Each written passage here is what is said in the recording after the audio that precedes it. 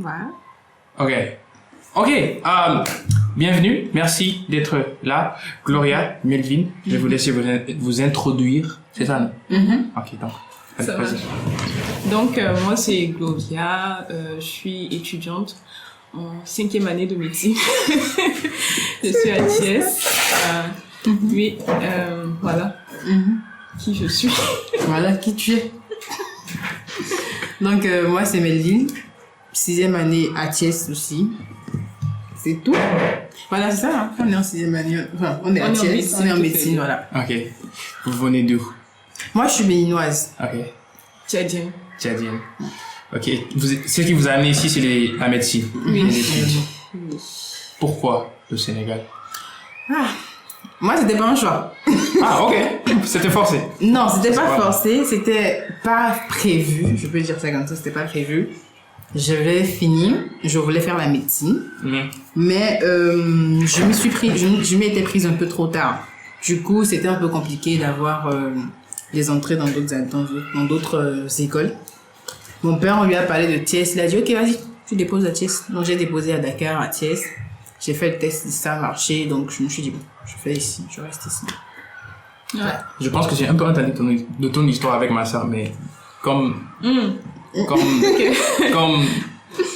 c'est une nouvelle conversation avec toi, je voudrais bien. D'accord. Moi, de base, c'est juste que je voulais faire la médecine. La médecine ou rien, bon, pas rien, mais surtout la médecine. Donc, sur le coup, on m'a parlé de différents pays. De base, j'étais inscrite pour la France, sauf que la médecine en France, c'est un peu plus compliqué. Donc, sur le coup, on m'a conseillé le Sénégal. Je suis venue au Sénégal et puis je suis restée jusqu'aujourd'hui. Ok.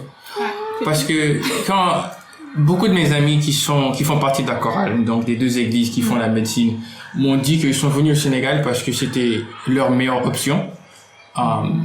Et puis, j'ai pas fait la recherche, mais en voyant les statistiques des gens qui font la médecine au Sénégal, ils viennent d'ailleurs. La plupart des étudiants qui font la médecine viennent d'ailleurs. Et puis, en suivant ça, ils ont dit que le Sénégal a leur système médical est un des plus...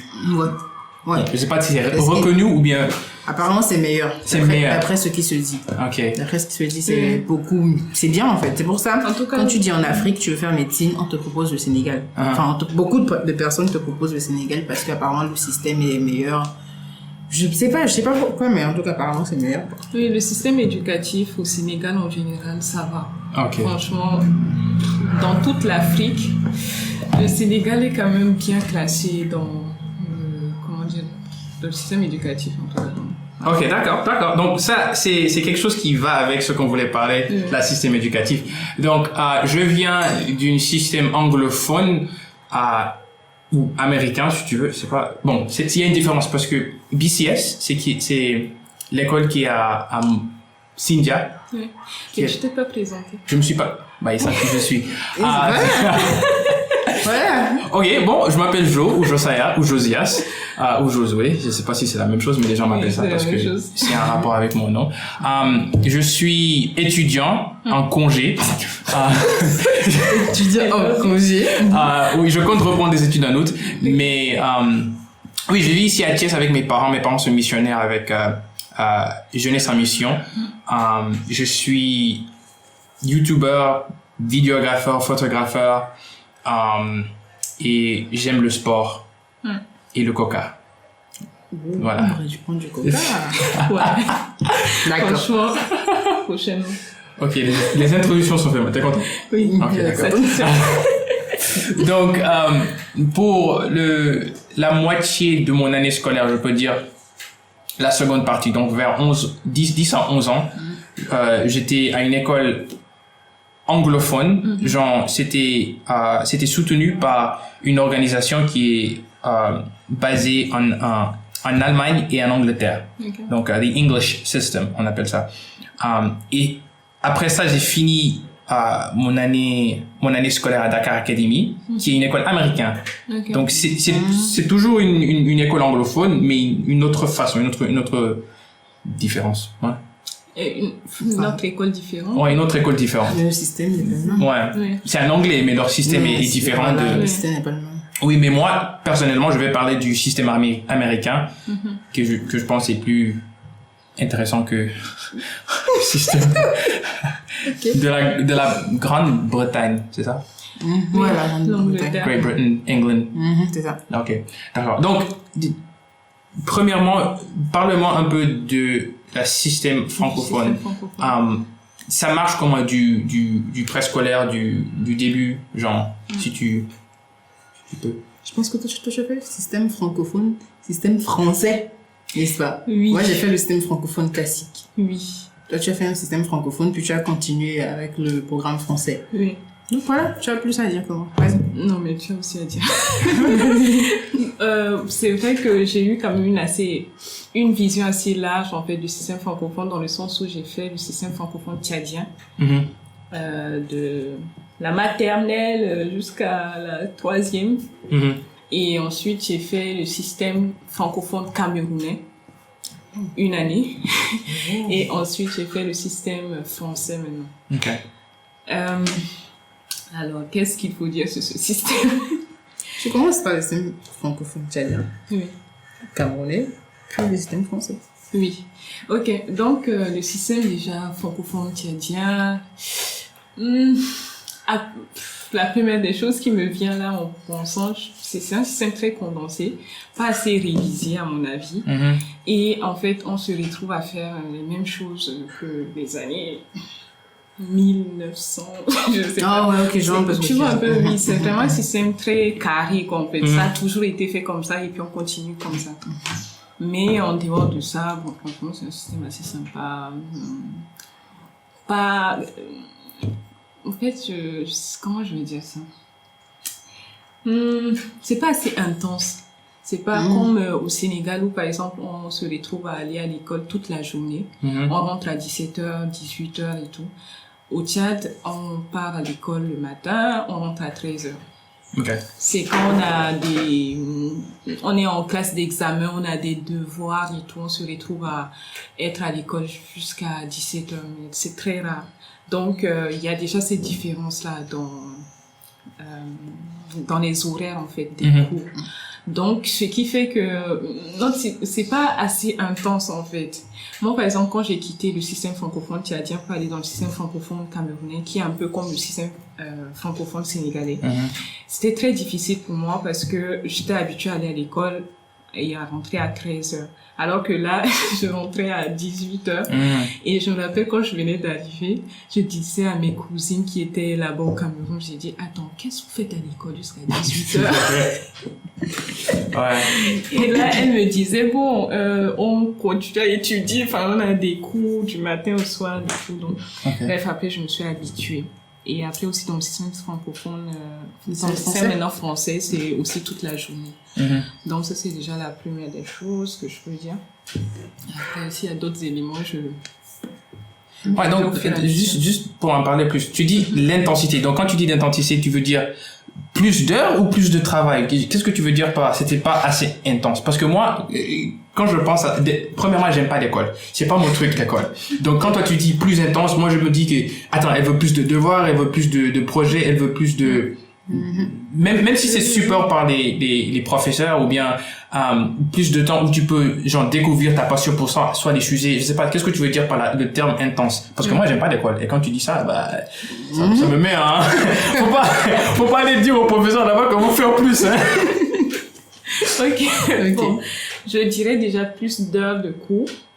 Et la différence, c'est que, par exemple, au Cameroun, on finit presque toujours le programme. Au Tchad, on finit presque jamais le programme. Donc, il y a cette intensité dans les cours et dans les heures de cours aussi. Et ce qui fait que, par exemple, quand je dis c'est intense dans les heures, tu rentres à 18h, tu as des devoirs à faire pour le lendemain. Donc, quand tu es déjà épuisé, il faut te poser rapidement, manger, te faire des devoirs. Le lendemain à 8h, tu es en train d'aller en cours. Donc, c'est C'est Ok, ça que je... ok, je vois, je comprends. En tout cas, moi je suis pas ton avis. Je préfère quand l'école est plus relaxe, parce que moi je pense que la fonction d'une école généralement c'est de pouvoir te donner des outils pour pouvoir vivre une vie genre où tu ne vas pas. Si je ne passe pas ce cours, j'ai pas de travail, ou bon, ça c'est plutôt à la fin de ton carrière éducationnelle. Mais quand ça commence au début, c'est comme si ta jeunesse, ton enfance, t'es tellement bourré de, si tu n'as pas cette note en avant, tu vas avoir des problèmes pour vouloir devenir ça ou vouloir devenir ça. Bon, ça c'est juste ce que je pense. Mais alors, pour toi... Moi, j'ai fait... Excuse-moi, c'est pas parce que je préfère ce système quand c'est intense. Tu préfères pas? J'ai jamais dit ça. Tu préfères pas? Pas forcément. C'est pas tout le monde qui aime l'école. On peut en revenir, Ok, moi j'ai fait un système francophone béninois classique. Et chez nous, c'est ça. Déjà, dès le cours primaire, hein, genre vraiment dès le bas âge, c'est 8h, 12h, 15h, 17h. Donc déjà, chez nous, on nous a habitués à un certain rythme de travail. C'est pour ça que beaucoup disent souvent que les Béninois aiment beaucoup venir faire médecine ou aiment trop étudier. Parce qu'en fait, depuis l'enfance, tu es un enfant, tu étudies, point. Et le problème avec ce genre de système, c'est qu'on ne laisse pas le temps aux enfants de découvrir autre chose. Il n'y a pas d'activité extrascolaire. Nous, tu vas à l'école, les seules activités extrascolaires que tu as à l'école, c'est le sport. Et c'est pas extrascolaire, c'est vraiment dans le programme de l'école. À partir du collège, c'est 7h. 7h, 12h, 12h13, ça dépend de l'école. Et 15h, 19h. Donc moi, tout mon collège de la 6e en terminale, j'ai fait 7h, 12h. 7h, 12h, 15h, 19h. C'est comme ça, dans ta tête, c'est comme ça. Du coup, c'est un système où vous n'avez pas beaucoup de temps pour la distraction. Vous n'avez pas beaucoup de repos parce qu'il faut pas se mentir. Si tu rentres à 19h et que tu as des devoirs pour le lendemain, que tu as des examens, tu vas pas te reposer. Et ça va encore jusqu'au fait où même les samedis on allait à l'école. Moi, je sais que entre pas dans les classes d'examen, samedi, il faut aller à l'école. En terminale, c'est pire parce que samedi, je vous allais à l'école le matin et le soir. Bon, ça, c'est l'école que moi j'avais fait, c'était un peu comme ça. Donc, c'est vraiment un système très basé sur le travail. Il faut étudier, c'est ça le problème, c'est qu'à la fin, on devient un peu comme moi. C'est-à-dire qu'on a raté un peu la période jeu dans l'enfance. Et on grandit, on devient de grands enfants. C'est ça le petit souci avec ce... Mais sinon, c'est un système assez... C'est bien, mon perso. Enfin, j'aurais aimé, c'est vrai que j'aurais aimé avoir des activités extrascolaires comme tous les autres enfants, faire de la musique, machin, tout ça. Mais bon, j'ai grandi dans ce système, donc... Ouais, donc c'est intéressant que elle voulait que ce soit un peu plus que ce que tu as. Donc pas que je voulais. Mais tu voulais que bon. Tu trouvais que c'était pas assez. Ouais. Mais non, en fait, c'est la différence que tu relevais, d'accord. Que je relevais tout de suite quand je voyais les trois systèmes, en fait. Ce qui fait que je protestais contre le fait que vous dites que j'aime l'école, vous disiez.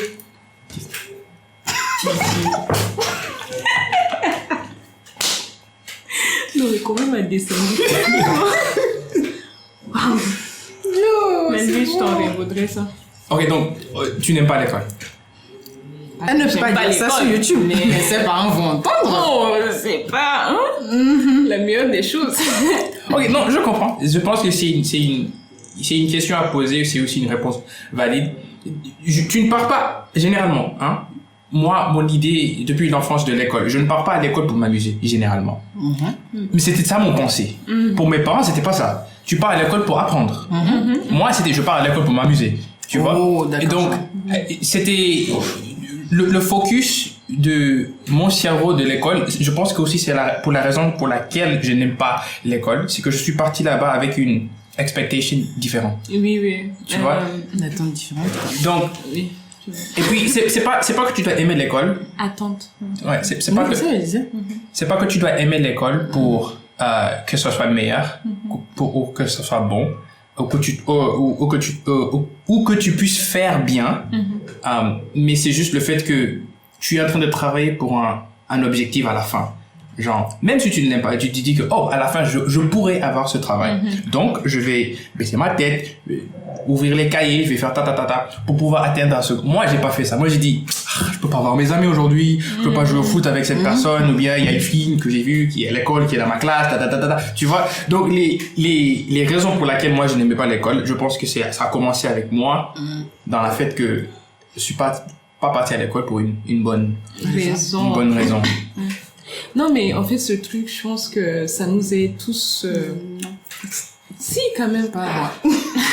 Moi, dans ma tête, tu vas à l'école pour étudier, gars. Genre, tu vas à l'école pour étudier. Après, c'est comme ça, j'ai grandi dans ça.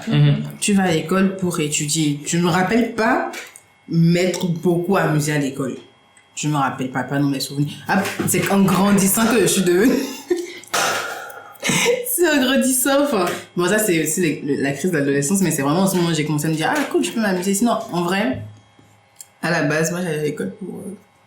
Mais en fait, je me disais que si on ne nous forçait pas à aller à l'école... Est-ce qu'on irait?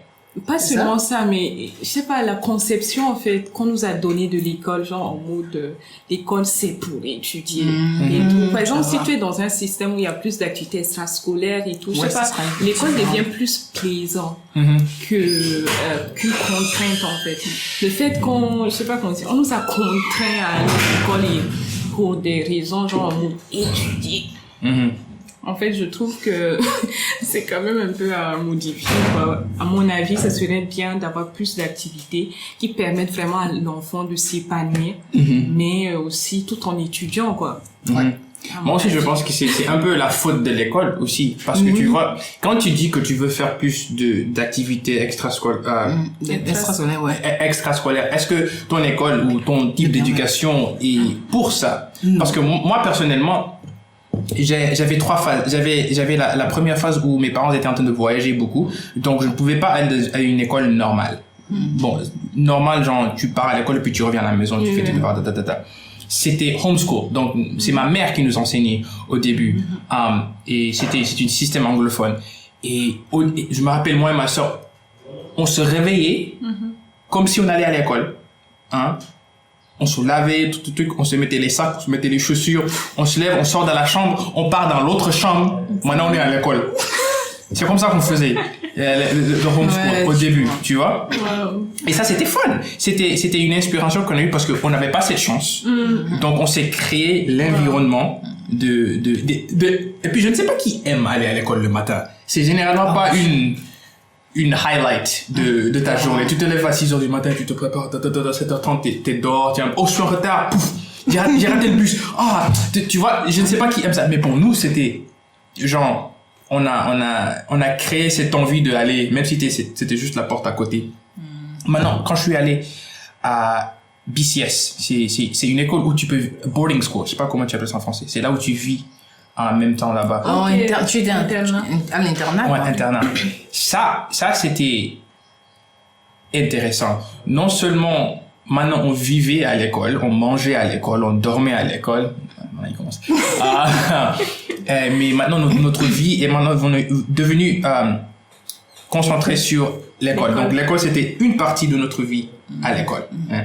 Maintenant, la question que je venais, c'est pas la faute, ou bien ça peut être la faute de l'école de ne pas donner les opportunités d'avoir des activités extrascolaires. Activités extrascolaires. Oui. Pour nous, l'école a dit que vous voulez faire du foot, allez-y faire du foot. Vous voulez faire du courir, allez-y courir. Vous voulez faire du basket, allez-y faire du basket. On avait un système en place où, avec les écoles missionnaires du Sénégal, américain, ou truc, on avait une Olympics. On avait une Olympics entre les 3 ou 4 écoles. Et chaque année, on se rencontrait pour faire des sports. Eux, c'était un truc, genre, tu t'inscris, you have practice, tu as les répétitions, tu as une équipe, hein. Si tu fais mal, on te jette, truc, machin chose. Donc c'était sérieux. Maintenant, pour nous, c'était notre prof d'anglais qui nous donnait des cours de foot. Il n'y a pas de sens. Si tu veux, tu viens, tu joues, on s'amuse. Donc, moi, j'avais cette chance d'avoir cette, l'école qui voulait dire que c'est pas tout, hein. Va t'amuser dehors, va jouer au foot, va te blesser, puis on va te, tu vois. Donc je sais pas si vous avez quelque chose à dire à propos de ça. Bon, moi, c'était clairement pas ça. Moi, en tout cas, moi, j'ai commencé vraiment dans un système très... La seule activité qu'il y avait, c'était le sport. Et puis, j'aimais pas le sport. Donc, il y avait pas d'activité. Et c'est vraiment ça, je pense, le réel problème du système de chez nous actuellement. Je pense que ça change. Mais il y avait pas ce truc où on disait, il y a des horaires pour les activités extrascolaires. Il y a des horaires pour les cours. Non, il y avait pas de ça. 8h à 12h, ça va chanter. Ok. Ouais. Moi, en fait, franchement, je me suis épanouie quand je suis arrivée dans le système français. Parce que je me suis mise au théâtre tout de suite. Et c'était vraiment des heures en dehors, enfin, des cours, mais c'était un peu programmé aussi. Et à la fin de l'année, on avait une compétition en dehors du Tchad, c'était au Cameroun. Donc, c'est vrai que les parents payer une partie, mais l'école aussi a versé une partie de l'argent et puis on est allé là-bas, on a eu finalement le 2e prix et tout. Franchement, c'était intéressant. C'est intéressant. Et on me disait qu'il y avait aussi la chorale dans l'école, mais ça marchait pas en cette époque. Après, on a remis ça sur pied et tout. Bref, il y avait beaucoup d'activités vraiment où tu pouvais t'épanouir. Après, il y avait le sport, il y avait tellement de types de sport. C'est là-bas où, enfin, dans ma vie, j'ai pu faire le basket. J'aimais le basket. J'essaie d'imaginer Gloria un joueur de basket. Oui. Ça ne marche pas dans ma tête. Je vis avec toi depuis 6 ans, Gloria. Je t'ai pas vu jouer au basket, déjà. Les gars, ils ne me respectent. Non, mais c'est pas qu'ils ne respectent pas. Non, mais c'est bon. Ok, donc, voilà. On avance un peu. Donc, je voudrais bien qu'on parle du système, genre, on commence élémentaire jusqu'à terminale, université, truc. Mais je pense qu'on a presque tout oublié de ça. Donc, on peut parler des choses qui sont un peu plus récentes. Donc, vous êtes dans quelle année dans votre système médical, médicaux, truc? 5e, 6e. 5e, 6e. Et ça signifie quoi en termes de travail ou bien en termes de... tu dois toujours aller à l'école? En médecine, il n'y a pas de... Je fais 3 ans, j'ai une licence, je peux aller travailler. Ou je fais 5 ans, j'ai le master, je peux aller travailler. En médecine, c'est pas ça. En médecine, tu fais, moi ici, 8 ans. D'abord, avant d'avoir ton doctorat. Et c'est avec le doctorat, maintenant, tu peux être médecin généraliste. Et maintenant, après, si tu veux faire une spécialité, alors tu fais encore 3 ans, 5 ans, 7 ans, si tu veux. Donc, en médecine, il n'y a pas de vraiment un niveau où tu peux t'arrêter et dire, bon, là, moi, je m'arrête ici. Et après, je continue. Non.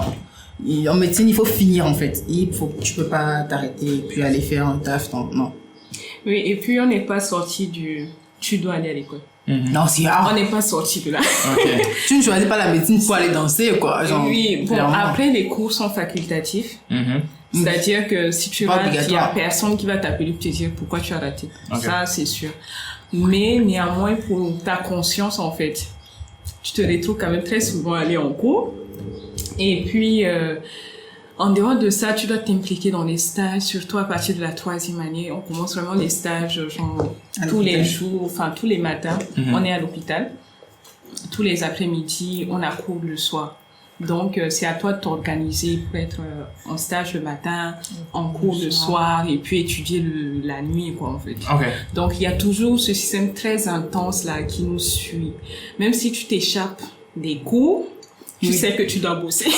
Donc, il y a, Et puis, les examens aussi sont très intenses, quand même. Hein. La période des examens, là, on est tous des zombies dans la maison. Et ça, c'est spécifiquement pour la médecine? Oui. Donc, pour moi, je pense que j'ai pas trop parlé de mon expérience. Donc, à l'université, pour moi, ce qu'on appelle college, ou bien university, apparemment, il y a une différence entre les deux, mais ça, c'est pour... Oui, c'est quoi la différence? Bon, ça c'est pour un autre temps. College, pour nous, c'est une période de 4 ans. Tu peux faire plus si tu veux, mais tu payes plus. Mais généralement, c'est une période de 4 ans où tu choisis 2 sujets ou 3 sujets si tu veux. Donc, tu peux avoir un sujet principal, et puis tu vas avoir un sujet secondaire et un 3e sujet. Et généralement, pendant ces 4 ans, tu as ce qu'on appelle un bachelor's degree. c'est pas comment tu appelles ça. Le bachelor. Ouais, le bachelor. Mais ce que tu veux faire après ça, généralement, ça dépend aussi. Par exemple, si tu veux faire la médecine et tu fais tes 4 ans aux États-Unis, je pense que tu as besoin de faire 8 ans maximum, minimum, 8 ans minimum pour avoir un travail simple. Je ne sais pas généralement comment ça marche, mais c'est ce que je comprends. Okay. Et puis là-bas, tu fais beaucoup de ton temps dans les stages, surtout tes deux dernières années. Là-bas, ça se focalise sur les temps de stage et genre, tu travailles avec les personnes dans l'hôpital. Et si tu as un bon record, si tu as une bonne... Mais est-ce que c'est aussi intense en fait, genre en mode tu as cours, enfin tu as stage. C'est plus relax. C'est plus relax, mais en même temps c'est un peu plus intense. Parce qu'il faut comprendre, les Américains sont vraiment, ils aiment leur vie. Ils aiment vivre leur vie. Même s'ils ont des cours, même s'ils ont des examens, par exemple le week-end, tu vas voir un ami, il se sourd, il part faire la fête, il part faire des pique-niques, il part voir sa famille. Le lundi, même s'il n'a pas dormi, il va toujours travailler pour pouvoir se remettre à niveau, quoi. Se remettre à niveau. Mais pas parce que il sait que s'il ne fait pas ça, il va échouer. Mais il veut vivre sa vie aussi en même temps que faire la médecine. Et ce qui est pire, il y en a des gens qui font 2 matières, ce qu'on appelle matière supérieure. Donc, par exemple, le topic de la médecine, ça c'est tu ne peux pas, 4 ans c'est rien. C'est rien pour pouvoir, genre, commencer, tu vois. Mais c'est intense. La musique aussi. C'est un peu tu peux comparer ça à la médecine en termes d'études. J'ai un ami, il est toujours en vie. J'ai un ami qui a fait la médecine et la musique pendant 4 ans. Donc c'est comme s'il a fait 8 ans dans 4 ans en faisant la médecine où il devait aller travailler à l'hôpital et la musique où tu dois travailler plus de 4 heures à répéter ton instrument et puis à la fin de l'année tu as une présentation qui est généralement plutôt grande, surtout pour la musique classique. Donc moi je me disais mais comment, où est-ce que et puis il faisait les autres activités. Il était dans le club de foot, il était dans le club de théâtre, il avait un travail aussi. Donc quand je voyais ça, je me disais moi je suis là avec ma vie en train de souffrir avec un seul matière. Et puis le gars a 2, plus un travail, plus les autres. Donc, pour répondre à la question, c'est intense, mais les gens, ça ne leur empêche pas de s'amuser, de faire les choses qu'ils veulent à la fin. Donc, mais par rapport à ton expérience à toi-même, en fait, qu'est-ce que tu faisais comme matière? Comment tu t'organisais et tout? Oui, donc au début, j'étais parti faire la musique. Donc, je voulais apprendre la théorie musicale. C'était ça, une passion que j'avais parce que avant, j'étais enseignant de guitare au camp de musique ici, à Gorham. Mais ce que je les enseignais, c'était ça sonne bien, donc il faut jouer ça bien. Je pense que ça fait ça, donc il faut faire ça. Genre, donc c'était une manière d'enseigner, mais c'était pas la meilleure, quoi. Donc j'étais parti apprendre les fondamentaux de la musique pour pouvoir améliorer ma capacité d'enseigner. Mais arrivé là-bas, j'étais pas préparé. Je pensais que je pouvais juste commencer. Non, c'est pas quelque chose que tu peux juste commencer. Même si tu as la background in music, même si tu as fait ça d'abord, ça marche pas comme ça. Donc, à la fin, j'ai changé à l'informatique, la science de l'informatique, computer science. Mais ça, il y a aussi un problème. Avec trop de cours de maths. Et je ne suis pas mathématicien. Tu es arrivé. Non seulement ça, mais mes notes de maths étaient déjà très bas où je devais prendre plus de cours de maths. Donc non seulement je devais me rattraper pour avoir le niveau minimum, mais j'avais aussi les autres pour être genre. Donc j'ai décidé de me virer vers IT, qui fait toujours partie de la science informatique, mais c'est une autre branche. C'est plutôt genre des ordinateurs, les portables, les logiciels, comment on les crée, trucs comme ça. Donc, il y a moins de cours de maths. Donc, c'est ce que j'ai choisi. Maintenant, en termes de scolaire et comment je me suis arrangé, je suis très désorganisé. Je suis quelqu'un qui aime faire les choses à la dernière minute. C'est comme si la pression m'aide à bien faire. Pas la déconvertie. C'est extrêmement stressant de le faire. Mais je le fais parce qu'à la fin, tu vois, je le fais.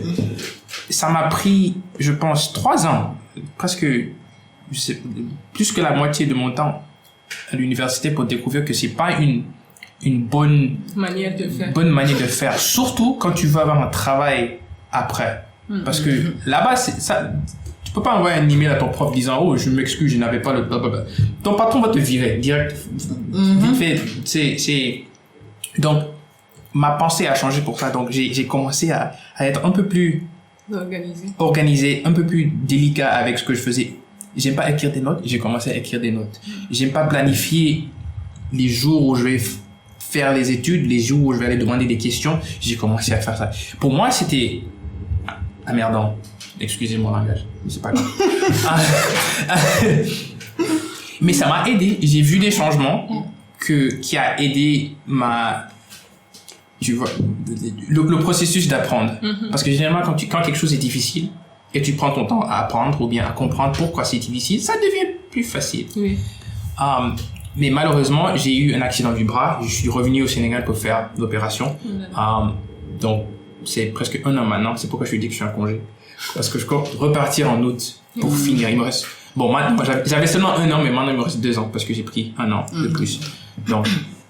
Ouais, je pense que j'ai répondu à la question. Et tu avais un job étudiant aussi à côté ou bien c'était... Oui, en étant un étudiant international qui ne vit pas aux États-Unis, c'est... Plus compliqué? C'est plus compliqué.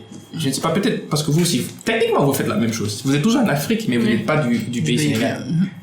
Donc pour moi, j'avais mes scolarités, j'avais mes bourses pour payer pour l'école, et là où je vivais au début. Mais en 3e année, j'ai décidé de vivre dans une maison en dehors de l'école parce que c'était moins cher à la fin. Mais c'est moi qui achetais à manger, c'est moi qui lavais mes habits, c'est moi qui, avec ma voiture, qui payait tout, truc comme ça. Donc il fallait que j'ai de l'argent qui rentre chaque mois pour pouvoir payer ça. Donc au début, j'avais qu'un seul travail que je faisais 2 fois par semaine, qui me gagnait assez pour tout ça en fait, genre pour... Bon, non, pas pour tout ça. C'était quel travail? J'étais dans l'informatique, donc je faisais le son. Je faisais le son, l'audiovisuel. Et c'était vraiment intéressant. J'ai vraiment beaucoup appris. Et j'ai vraiment passionné de ça. Mais quand je suis sorti quand je vivais tout seul, j'ai dû avoir 2 autres travails à l'école.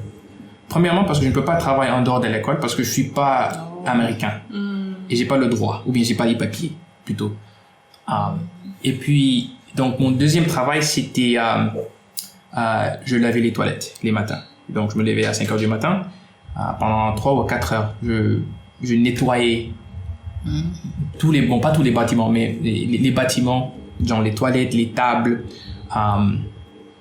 les murs, trucs comme ça, le matin. Et puis, j'allais en classe de l'heure de 10h à 14h, trucs comme ça.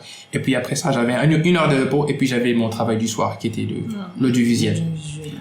Après ça, j'ai eu mon 3e travail qui était, bon, c'est pas mécanique, mais c'était dans le département qui prend en charge les choses qui sont cassées ou on a besoin de quelqu'un pour aider un professeur à bouger ses affaires dans un autre bureau. Ou bien on a besoin de quelqu'un pour couper cet arbre parce que c'est trop long. Genre, c'était... Ouais. Maintenant, ça c'était par hasard. Donc, je faisais 1 heure de ça pendant la journée. Tu vois, donc j'avais 4 heures le matin, après j'avais cours, après j'avais peut-être ce travail-là pendant 1 heure, et puis le soir, j'avais plus de 6 heures. Généralement, je descendais vers 11 heures. Mais j'aimais. Et puis, dans tout ça, j'avais les devoirs et j'avais l'école aussi. Mais c'était faisable. Parce que, non seulement, parce qu'à l'université, on te donne le temps. Tu vois. Ce que j'aime, c'est qu'on te force pas à... Ouais, contrairement à l'école classique. Ouais, les profs veulent que tu fasses bien, oui, mais quand tu n'es pas en classe, ils vont pas t'appeler, ils vont pas t'envoyer un email. Et ce que j'ai appris aussi, c'est que les devoirs qu'ils nous donnent, je m'en rendais compte que les profs ne peuvent rien faire si je ne submets pas mes devoirs. Et aussi, les profs, c'est comme si les profs, ils s'en foutaient pas, mais ils se disaient que si tu veux que je fasse mon travail bien, toi aussi, il faut faire ta part. Tu vois? Et pour moi, c'est pas que je m'en fous des profs. Ils ont leur vie. Mais quand je me disais que, c'est pas grave, je vais donner ça en retard. Je sais que je vais le finir, mais je vais le faire en retard. J'oublie que le fait que le prof aussi a une vie, à part m'énerver en classe, mais je le dis pas, mais il a aussi besoin de finir de corriger tout pour me le rendre, pour que moi je puisse réviser pour faire mieux le prochain cours. Donc, un mélange de tout ça a vraiment changé mon perspective de l'indépendance à l'université. The freedom, donc la liberté que j'avais, c'était vraiment trop libre. Et on m'avait pas appris comment gérer ça au début. Donc moi, j'ai appris la voix forte. Ouais. Vraiment, vraiment forte. Non, c'est ça aussi, hein, ce truc de... On était tellement derrière nous, en fait, en nous disant, fais ça, va à l'école, là, tu rentres, tu te reposes, après tu étudies, Et là, on te lâche à l'université, bon... Vas-y, débrouille-toi. Trop de liberté, tu sais pas comment gérer ça, en fait. Et même là, je trouve que notre système à nous est un peu plus... regardant en fait, genre comparé au système dont tu parles là actuellement. Genre, je trouve que nous, c'est un peu... On est un peu obligé, hein, qu'on le veuille ou non, on est un peu obligé parce que c'est deux choses. Tu fais, tu réussis, tu fais pas, tu échoues. Si échouer ne te dérange pas, bah tranquille. Mais si échouer te dérange, tu es obligé de travailler. C'est ça le truc. Alors qu'à l'école, tu ne dois pas échouer. C'est ça la différence. C'est juste la différence en fait entre l'école. À l'école, tu n'avais pas droit à l'erreur. Ici, tu as droit à l'erreur, mais tu ramasses les pots cassés. Donc ouais, c'est un peu... Ouais, c'est bien c'est un parce peu que la tu deviens différence. responsable. Ouais, en fait, tu deviens un peu trop Un peu trop responsable. Parce que moi, j'étais même pas majeure. Quand même. Oui. Ouais. Et je pense que c'est aussi une bonne chose que moi, je n'ai pas aimé. Je pense que... Et puis, je peux aussi tourner ça dans la façon de ma relation avec Jésus, ou bien ma foi. Et quand je vivais avec mes parents, c'était comme si je vivais la foi de mes parents. C'est eux qui priaient pour moi. C'est eux qui... Bon, ils allaient pas à l'église avec moi, mais c'est eux qui me réveillaient pour aller à l'église. Et tu as lu ta Bible aujourd'hui, ou bien t'as prié pour ça, tu as des soucis, Ils me posaient ces questions que moi, je ne pensais pas me poser. Mais quand tu te mets dans une situation où la seule personne en qui tu peux réellement avoir confiance, qui peut t'aider dans ces situations, qui est Dieu, et tu te trouves, qu'est-ce que je vais faire? Et je n'ai aucune solution. Et puis, c'est comme si Dieu était là, il dit, hello, je suis là, tourne-toi, je suis là, tu vois, maintenant, donc, et ça c'était avant, donc j'ai quitté la maison à un âge, vers quoi, 16 ans, quand je suis parti pour faire mon discipleship training school, l'école des disciples. C'est là où j'ai commencé à voir que je ne peux plus vivre la foi de mes parents parce que c'est pas leur foi, c'est ma foi. Maintenant à l'université aussi, je ne peux plus vivre sur la toit et la protection de mes parents. C'est moi qui dois aller travailler, c'est moi qui dois faire ses devoirs, c'est moi qui dois faire ça. Et c'est aussi vraiment différent de les Américains aussi. Parce que tu me vois, moi, je suis dans mon bulle avec mes problèmes, mais tu vois aussi mon collègue qui est américain, que tu penses à une vie un peu plus facile parce qu'il vit ici, il a son travail. Non, c'est même un peu, je peux dire, pire pour lui. Je ne comprends pas pourquoi, mais il y a des situations où c'est comme ça, et je pense que c'est fondamental, et comme tu dis, c'est nécessaire pour avoir cette responsabilité. Même si on te jette dedans, de toute façon, tu vas te démerder, bien sûr. C'est clair. Oui. Ouais, donc, pour la fin de vos études, je ne sais pas si vous savez quand est-ce que vous allez finir, mais pour la fin de vos études, vous avez un endroit où... Moi, je rentre chez moi, d'abord. Moi, je rentre chez moi. Genre, repos, genre... je vais rentrer après songer à voir si je vais commencer ma spécialisation directement ou pas. Parce que ouais, tu as le choix, tu peux commencer commencer à travailler en étant généraliste et après faire la spécialité si tu veux. Moi, je ne sais pas encore si je vais enchaîner. Et même si je vais enchaîner, j'aurai quand même un bon moment de repos. Ouais. Mon père n'a pas d'accord, mais bon. Mais bon, c'est ça, quoi. C'est ça, mais ouais. C'est très kick avec la médecine. Franchement, c'est une filière où tu entres. Quand tu finis, tu as envie de te reposer, mais c'est pas possible. Non. Parce que déjà, de 1, les parents ont investi sur toi. Il faut gagner ta vie. Pendant 8 ans. Oui. C'est ça. Si tu regardes la vie d'un enfant. Oui, non, là, c'est vrai. Oui, mais là, tu parles. 23 ans, là. Oui, là, quand même. Oui. Mais voilà, tu as en fait cette redevabilité envers les parents. Donc, tu te dis, vas-y, je finis et puis je vais dormir encore chez mes parents. C'est pas possible. On parle pas, mais... Soit tu te mets à bosser, soit tu entames ta spécialité, tu deviens indépendant en même temps. Mais voilà, c'est compliqué de se dire, vas-y, je finis, je prends une année. Moi, je voulais bien prendre une année sabbatique. Ah non, moi, je veux pas. Un entier, on va te sortir. Plus j'avance, en fait, plus je me rends compte que c'est pas possible pour moi de prendre l'année sabbatique. Peut-être ça va être après totalement, quand je serai vraiment libre financièrement. Là, je vais me dire, je fais ce que je veux. Ouais, c'est quelque chose pour moi aussi, c'est une chose, parce que tu vois, cette année qui était imprévue, je me lève à midi, je mange, je dors encore, je me lève à 18h.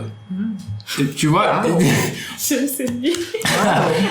Et puis, bon, c'est pas une mauvaise chose, j'ai rien à faire, c'est ça le but. Mais, je peux faire quelque chose. Genre, il y a plein de choses que je peux faire. Alors, c'était ce channel de YouTube que j'ai commencé, la photographie que j'ai commencé, maintenant ce podcast que je commence, qui est pas nécessairement, ne va pas être nécessairement ce que je vais faire à l'avenir, mais quelque chose qui me distrait pendant cette période de repos où je me prépare à repartir pour recommencer à faire les études. Mais pour moi, c'est vivre chez mes parents. Pardon, parfois j'ai la honte de dire même que je vis chez mes parents.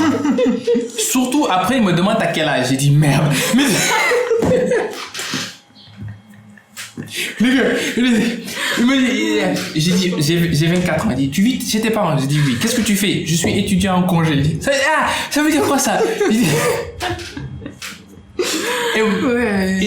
Et ça, c'est des conversations que j'évite parce que c'est pas que j'ai la honte de vivre chez mes parents. C'est une bénédiction de vivre avec mes parents. Mais il y a cette conscience. C'est frustrant, à la longueur, on va pas se mentir. Et c'est pire quand tu vois tes amis qui ont le même âge que toi, soit qui font la même chose et quelque chose de différent, mais eux, ils ont leur maison, ils ont leur voiture, ils sont mariés, ils ont déjà un enfant en route, ou ils ont déjà 2 enfants, et puis toi, tu regardes, tu dis, catastrophe, qu'est-ce que j'ai fait avec ma vie? Hein? Mais, la réalité. Mais pour mes parents, on s'en fout. C'est notre enfant. C'est pas leur problème. C'est ton problème. Mais pour nous, il y a pas une question de mon fils n'a pas de travail. Oh, bon, ok, ça c'est vraiment spectaculaire. Voilà, donc pour moi aussi c'est pareil. Moi. Bon, c'est clair que tes parents vont pas te renvoyer de la maison. Hein. Déjà qu'ils appréhendent un peu que tu partes déjà. Mais quand même, je sais que moi, si je finis et que je veux me reposer, il y a pas de problème. Mais à un moment donné, même ça, c'est même pour personnel, c'est que j'aimerais pas rester là. Je peux vivre avec eux, mais j'aimerais pas rester là. Genre, je veux forcément, même si c'est pas que la médecine, non, il faut que je fasse quelque chose. Il faut que je kiffe quand même. Et tu vas pas kiffer tout le temps sur l'argent de tes parents, donc il faut quand même que tu aies ton argent si tu veux voyager. Quand tu vis avec tes parents, si tu vis avec tes parents et que ils ne vont jamais je pense qu'ils vont pas te dire allez, tu es trop vieux, sors de la maison. Non, je pense pas. Maintenant, si ils se rendent compte que tu n'as pas de projet, que tu ne fais rien, là ils vont peut-être te mettre la pression. Mais si tu as des projets et que c'est juste le temps de faire ça, il n'y a pas de problème. Je pense que là ils vont pas te dire non, ils vont rien dire. Mais c'est quand tu n'as pas de projet, tu ne veux rien faire, on te demande ce que tu veux devenir. Je ne sais pas, là, moi, il y a un problème. C'est clair qu'il y a un problème. Mais à part ça, je pense que ça va, je pense. Mais en fait, dans ce que tu disais tout à l'heure, je voyais vraiment clairement la pression de la société, en fait. Ouais, ça, c'est la Sur société. En fait, tu peux pas vivre juste ta vie, là, qui fait à toi seul, en fait. Il y a toujours des gens, surtout en Afrique. Des gens qui sont là. Bon, tu es à quel niveau, là? Voilà. Surtout les tantes, là. Tu es en quelle année maintenant? Comment ça avance? Les oncles aussi.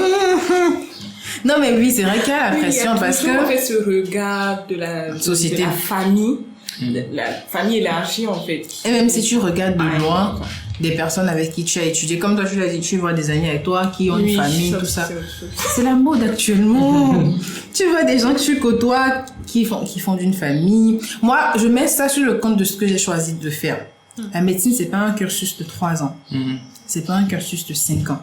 C'est un cursus de 8 années d'abord pour être généraliste. Donc, je ne peux pas avoir la même vie ou même les mêmes qu'une personne qui doit faire 3 ans d'études et qui après 3 ans peut trouver du boulot. Moi, je peux pas. Aujourd'hui, là, si j'arrête la médecine, je suis sans diplôme. J'ai un niveau bac alors que j'ai fait 6 ans en médecine. Donc, c'est ça le problème. On n'a pas... tout dépend de ce que tu choisis comme cursus.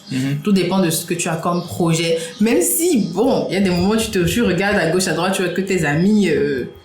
ça fonde des familles, ça se marie, ça a une maison, bah, pas forcément une maison.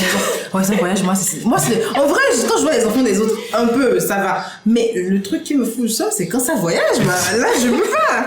Donc, oui, moi, c'est ça qui me, mais, en vrai, le temps, c'est personnel. J'ai une amie même qui est journaliste.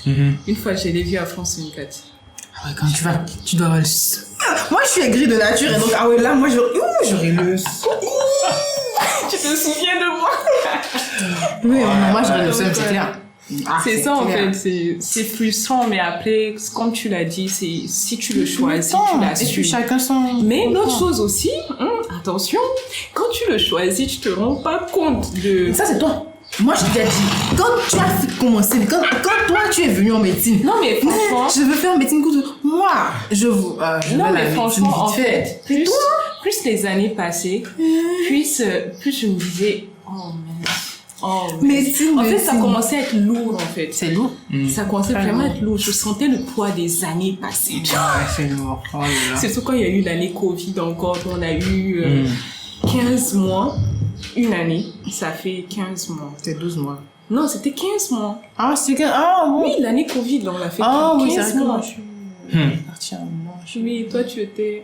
Moi, je suis partie. Vite fait, bien fait. Elle est rentrée chez elle pendant tout le temps. Non, pas tout le temps, mais... Presque. La plupart, ouais, je suis restée donc, genre, je veux dire que j'ai commencé vraiment à sentir le poids des années, en fait, sur moi. Et il y a des jours, je suis en mode, vas-y, on finit quand? Donc, ouais. C'est ça. Ouais, puis, tu vois, la pression, c'est pas une mauvaise chose, nécessairement. Parce que, premièrement, si tu ne fais rien, ça te montre que tu dois faire quelque chose, généralement, ou bien commencer à faire quelque chose. Et ce que tu disais de la différence en matière, donc ce que tu apprends. Il a eu une chance, ou bien il a étudié quelque chose, maintenant il a eu une opportunité, il a suivi, maintenant il vit sa vie. Toi, tu es toujours dans ton processus d'attendre ta chance, d'attendre une opportunité, et puis tu vas vivre ta vie. Exactement. Mais comme on parlait de la pression de la société, la société, c'est quelque chose à ne pas si... C'est pas grave, ils n'ont pas pensé que c'est ce qu'ils vont penser. Toi, tu sais ce que tu es en train de faire. Et puis c'est ça le pire, hein, les gens généralement, quand tu commences quelque chose, ils ne te regardent pas, généralement. Maintenant, quand tu as fini et que ça marche bien, il dit, ah, mais qu'est-ce que tu as fait? Pourquoi tu as fait ça? Comment tu as fait ça? Je me rappelle, tu ne faisais rien. Tu ne sais rien de ce que je faisais. Voilà, c'est ça. Tu vois? Maintenant, on compare ça aux États-Unis. Votre vie, c'est presque la même chose. Mais là-bas, il y a plus d'opportunités parce que les parents des enfants sont bien fondés dans leur système économique. Ce que je veux dire par là, les parents ont fait des bons choix. Ils ont des réserves, ils ont des situations où si tu n'as pas de travail, ils ont des connexions. Tu peux aller travailler là pendant quelques temps, te remettre sur les pieds, blablabla. Mais ce que moi je trouve intéressant, c'est qu'il y a des enfants ou bien des adolescents qui vivent sur leurs parents et pensent que c'est normal. Bon. Sur le dos de leurs parents. Oui. Et je ne veux pas dire que c'est une mauvaise chose. Si tu veux le faire, vas-y, fais-le. Ouais, ils prennent leurs aises, quoi. Genre, oui. Moi, je vois un peu. Après, ils se disent que j'ai réussi dans la vie. Maintenant, je ne sais pas comment ça marche ici. Surtout avec parce que je pense que les parents africains sont un peu plus stricts. Oui. Généralement. Oui. Mais là-bas, les parents sont plus... C'est mon enfant, je l'aime. Si on est riche, il a son propre argent dans ce compte bancaire, il peut utiliser comme il veut, puis quand c'est fini, je vais remettre, c'est pas grave. Et puis tu reviens ici, je ne sais pas comment la différence est entre ça quand tu peux vivre sur tes parents, si tu veux, c'est une option. Ou bien tu décides de travailler pour toi-même, découvrir ta vie toi-même. Tu vas avoir de la pauvreté ici, par là, mais à la fin, j'espère, tu vas réussir, Inch'Allah. Non, ouais, c'est une différence que moi j'ai remarqué et que je préfère le Sénégal au lieu que les États-Unis, d'une terme motivale de travailler. Parce que ici, je veux ça, je vais faire ça pour avoir ça. Là-bas, je peux avoir ça, mais j'ai mes parents qui ont ça, donc je vais aller. Je vais partir là-bas. Je vais partir là-bas. Et puis, je sais pas, qu'est-ce que vous en pensez de ça? Ce système, je pense il y en a, je pense qu'il doit en avoir aussi dans ces pays-là. Mais il faut déjà que les parents soient super bien positionnés. Certains le font, hein. Ils sont ici, un parent, il a son entreprise, il a un enfant flemmard qui n'a pas envie.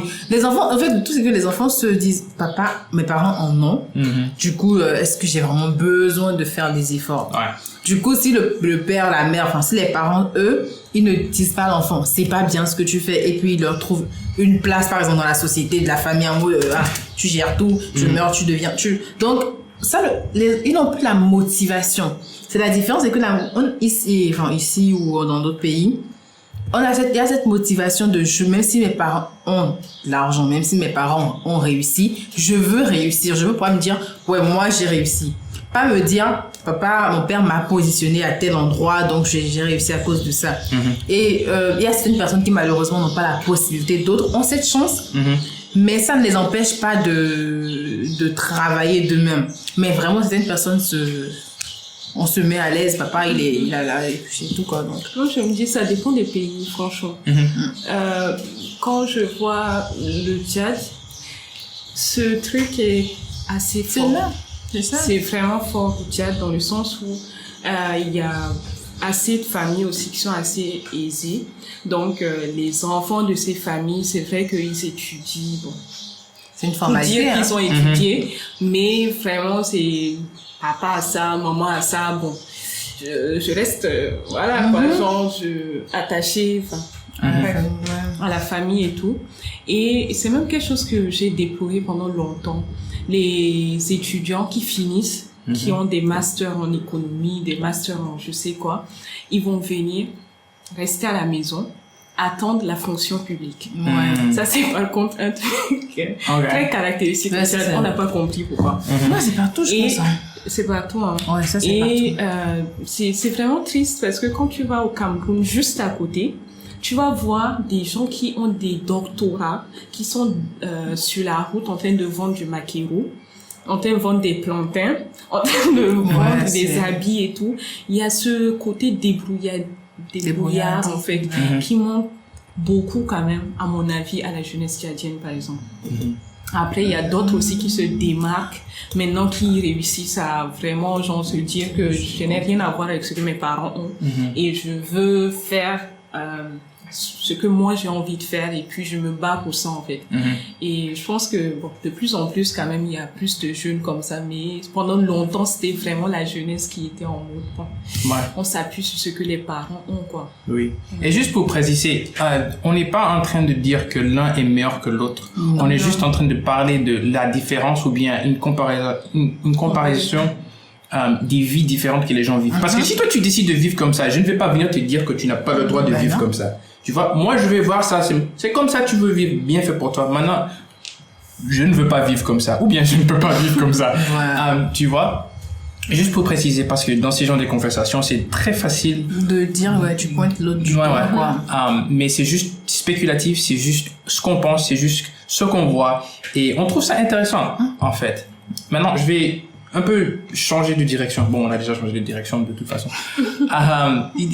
Mode travail, vous voyez travailler dans la médecine spécifiquement. Est-ce que vous avez des endroits spécifiques dans la médecine après? Moi, à la base, quand moi je suis venue ici et que j'ai commencé la médecine, je ne voulais pas finir dans la clinique. Je ne voulais pas faire de la clinique. C'est-à-dire, je veux faire le doctorat, tout ça.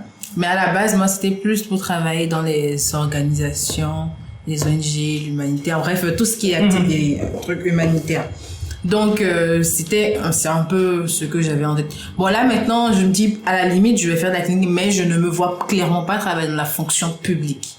Moi, ça, c'est personnel, hein, c'est que je me vois pas. Et puis, je veux avoir la possibilité d'avoir une autre vie, littéralement, genre, d'avoir autre chose à côté de la médecine. Parce que quand tu travailles dans la fonction publique, c'est que tu travailles pour l'État. Tu n'as pas la possibilité d'avoir tes propres horaires. Enfin, tu peux, mais c'est compliqué, en fait. Tu ne peux pas, tu feras que médecine. Et ça, c'est une chose, et que moi, je n'ai pas envie de finir ma vie et de dire, en fait, j'ai fait que médecine. J'ai rien fait, j'ai pas fait ci, j'ai pas fait ça. J'ai bien envie de travailler, mais un peu m'aventurer dans autre chose, vraiment. J'aime beaucoup les expériences, donc faire de nouvelles expériences, comme m'amuser, m'amuser, voyager, etc. Donc, c'est pas quelque chose que je pense pouvoir faire si je vais travailler dans la fonction publique. Je veux avoir d'autres activités à côté. Donc, même si je fais dans l'humanitaire, tout ça, je veux quand même avoir un peu le choix, en fait. Voilà, je veux avoir le choix. Moi, je réfléchis toujours. Enfin, c'est vrai que la clinique est un peu monotone, en fait, à la longue. Donc, étant quelqu'un qui aime beaucoup toucher un peu à tout, je sais que ça va être difficile à un moment donné. Peut-être que, d'ici là, je vais voir, mais voilà, je sais pas trop encore. Je réfléchis. Ouais, pour moi, c'est beaucoup de questions. Beaucoup de gens m'ont demandé des questions genre, pourquoi t'es pas médecin comme ton père? Je dis, regarde-moi bien. Tu penses que moi, je peux... Non. Bon, pas que je peux réussir, mais tu penses que tu me vois comme un médecin? Genre, tu me connais, la personne me connaît.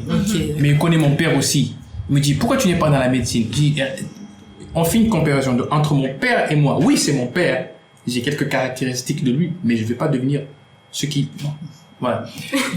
J'ai eu cette question plein de fois et pendant mon séjour aux États-Unis en faisant à l'informatique, et j'ai trouvé même ça, je me voyais pas le faire à la fin. Spécifiquement les travaux que tu peux avoir dans l'informatique. Si c'est genre sécurité, si c'est quelqu'un qui construit des sites ou bien quelqu'un qui crée des protections antivirus, tout comme ça. Ce sont des travaux qui sont intéressants. Mais la seule chose qui me décourage de vouloir travailler dans cette industrie, c'est le fait que je dois travailler dans un bureau, généralement pendant plus de 8 heures. Et j'aime pas ça. C'est pas mon type idéal de travail. Tu vois? Donc, par exemple, YouTube, c'est quelque chose que j'ai commencé parce que j'allais voyager. C'est une façon de créer des mémoires que je peux garder pour le restant de ma vie. Et honnêtement, YouTube va pas aller nulle part. C'est ce que je pense. On sait jamais. Attends. Laisse-moi expliquer pourquoi je pense ça. Les gens qui ont des idées. Si tu réfléchis bien, par exemple, si tu veux créer un gâteau, où est-ce que tu pars? Sur YouTube. Généralement, tu vois. Je peux dire plus de 60% des personnes vont aller sur YouTube pour demander cette question.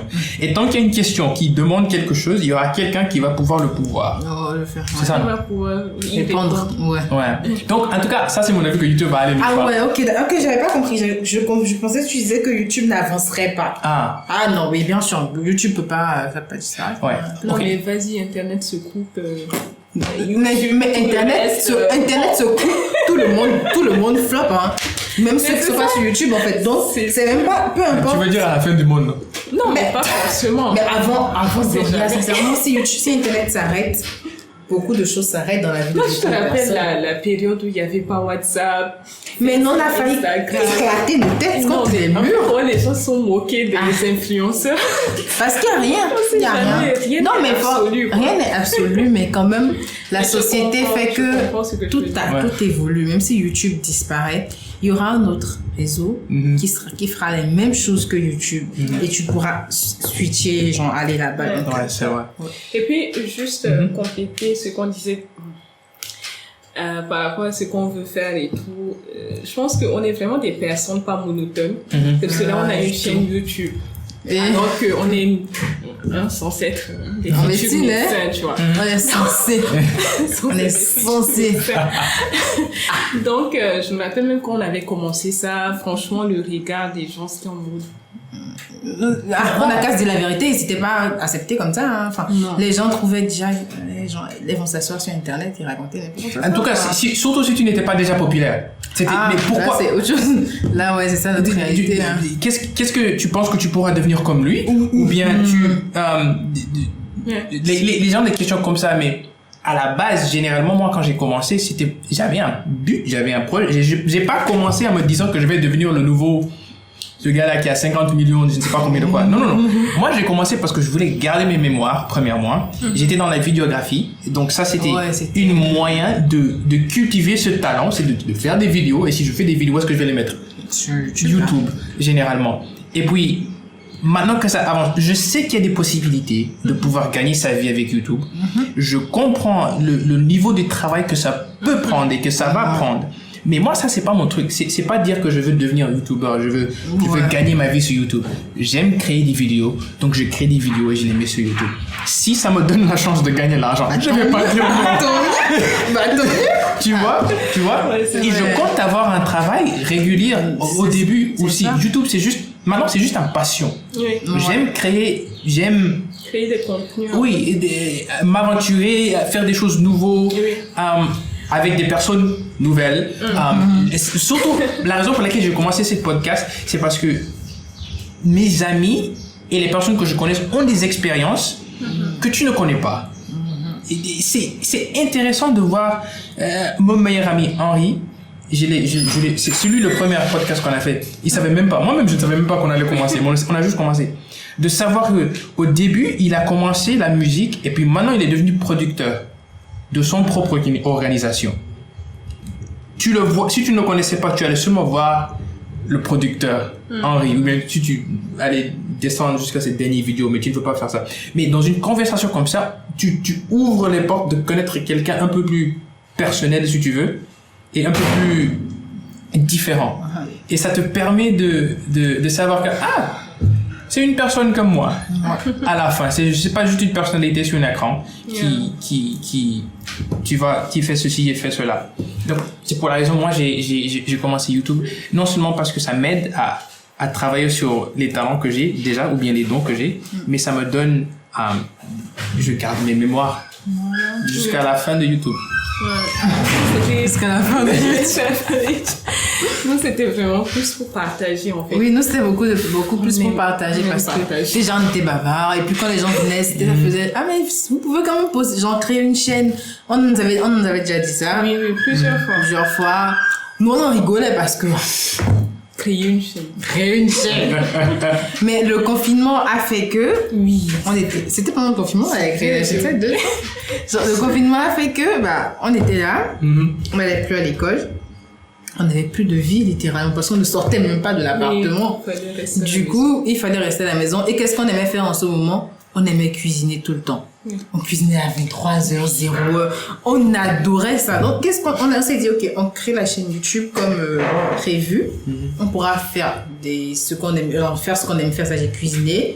Et après, vu qu'on aime bavarder, on va bavarder, hein. Donc, on a commencé, on a cuisiné, après on a bavardé, Bon. Non, bah, tu me... Mais c'est vrai que c'était quand même un peu compliqué, genre... Moi, déjà, j'ai même pas dit à mon père quand j'ai créé. Je pensais qu'il allait pas bien le prendre. Enfin, non, je sais pas, mais j'avais pas très envie de lui dire. J'avais pas trop envie de lui dire. Ah, papa, si tu écoutes ça. Donc, je n'ai pas dit, mais je me suis dit, il va falloir que je lui dise en haut parce que c'est pas ça la partie sur Internet. Ouais. Quand on a posté la vidéo, on s'attendait pas du tout à ce que ça prenne comme ça après. Et puis, le premier soir, on était en mode, allez, on a fait tellement de vues. Vraiment, et c'est lui-même qui m'a appelé. Après, il a dit, mes collègues ont vu ta vidéo, machin. J'étais en mode, ok, d'accord. Ouais. Mais il n'y a pas eu, enfin, en tout cas, au niveau des parents, il n'y a pas eu vraiment de problème, hein. Je pense qu'on on a eu plus d'histoires à l'extérieur, dans le sens où tu es en médecine, tu es sur YouTube. En fait, tu te prends pour qui? Déjà, pour penser que tu peux t'asseoir devant quelqu'un et dire que tu te prends pour qui? Et c'est très le cliché de... Déjà, tu es médecin, tu dois être super carré sur toi. Ouais. Et nous, on s'asseyait, on rigolait, on disait n'importe quoi. C'est pas n'importe quoi. On disait n'importe quoi au début. Hein. C'est pas n'importe quoi. Non. Mais non. En tout cas, si les gens sont intéressés, ils n'ont qu'à aller sur ta chaîne et aller jusqu'au début. Des trucs. On a même je pense qu'on a mis certaines vidéos en privé parce que c'était... À un moment, on a mis la honte de côté. Et mais on est parti en vrille, hein. Mais après, c'est vrai qu'on a essayé de recadrer le truc. Et aussi, les commentaires dehors... On a essayé aussi de devenir plus sérieux. Oui, on a vraiment dû devenir plus sérieuse parce que... Comme tu nous vois, on aime vraiment blaguer, parler et tout. Enfin, ça va dans tous les sens. Ouais. Donc, il fallait aussi... On est devenu super sérieuse, hein. Alors là, on est devenu super sérieuse. Allez, on filme à telle heure, on parle de quoi? C'est vrai que parfois, on commence à dévier. Mais quand même, on est devenu très dans le sujet. Alors qu'à la base, nous... ça passe du coq à l'âne, quoi. C'est ça la beauté de YouTube, tu vois. Tu commences ça juste par un passion et puis tu veux avoir une forme de professionnalisme avec ça. Non seulement parce que tu veux pas que les gens pensent que vous êtes seulement des filles qui s'assoient et qui bavardent, qui font rien, mais tu vois, sur l'internet, ta personnalité généralement est importante parce que ça montre à quel point les gens veulent te voir. S'ils viennent te voir pour les rigolades, continue à faire ça. Mais il faut pas faire des vidéos parce que les gens pensent que vous êtes rigolo. Ouais, voilà, il faut essayer de faire, vous pouvez faire ce que vous voulez faire pour que vous aimez vos vidéos. Voilà. Tu vois? Parce que moi, quand j'ai commencé, j'ai regardé tous ces YouTubers qui commencent, hey, what's up guys? It's a YouTube video. My name is and today we're Et quand je regardais ça, au début, pour moi, c'était, ça me captive. Je veux regarder maintenant, je veux savoir ce qu'il veut dire. Mais quand je l'ai fait, là, j'ai pris mon caméra, je l'ai déposé là-bas, je suis pas dit dormir. Je ne pouvais pas, c'était cringe, on appelle ça en anglais, cringe, ça faisait bizarre de me regarder. C'est gênant. Tu vois, c'était juste pas moi. Oui, c'est vrai que je suis loud, je fais beaucoup de bruit, je parle trop, mais c'est pas mon type d'énergie. Donc j'ai changé la façon dont je le fais et je suis content avec les vidéos que je produis. Juste hier, j'étais en train de regarder un des premières vidéos que j'ai fait. Oh la vache! Like my dead boy. Non, c'était quelque chose à... J'ai juste envie de mettre ça sur privé parfois parce que... faut faire, hein. On fait ça, hein. Mais à la fin, c'est juste la façon dont je suis maintenant est complètement différente. Donc, la façon dont j'étais 2 ans, il y a 2 ans. Mais je ne regrette pas commencer. Il y a une évolution. Ouais, je ne regrette pas commencer à la chaîne YouTube. Je pense que je vais le continuer jusqu'à ce que je n'ai plus d'idées. Et en ce moment, je ne pense pas que je ne vais jamais avoir d'idées. Ouais, forcément, on a toujours quelque chose à dire. Ouais, donc, maintenant qu'on parle de YouTube, en fait, vous deux, vous avez commencé YouTube dans le crux du confinement et tout ça. Parlez-moi un peu de l'évolution, parce que vous avez dit que vous avez changé. Vous étiez plus rigolo, et puis vous avez dit, non, vous êtes devenu plus sérieux, et puis... Ou bien... Bon, déjà, au début, on avait fait la vidéo intro, on avait posté, on était comme ça. D'abord, qui va regarder? Tu dis, qui va aller nous regarder déjà? Nous. Qui? On a posté, on avait, bon, pour la première vidéo, on avait essayé de publier dans quelques, on a mis sur nos statuts, je pense qu'on avait mis dans le groupe des étrangers. Mais après, on a arrêté de mettre des vidéos dans le groupe des étrangers, parce qu'on se disait, c'est bizarre. Donc, ouais, on avait commencé comme ça, on a fait certaines vidéos. La vidéo The Voice, là, par exemple, c'est la vidéo la plus honteuse de notre chaîne. Vous n'allez pas voir parce que... Pas honteuse. On avait essayé de parodier The Voice, c'était n'importe quoi. Mais dans ce jour-là, c'était pas prévu. Ça avait que même le format n'était pas le bon parce que c'était pas prévu, on s'amusait. En ce moment, en plus, il y a aussi que pendant le confinement, on était très dispersés. Enfin, on s'amusait beaucoup.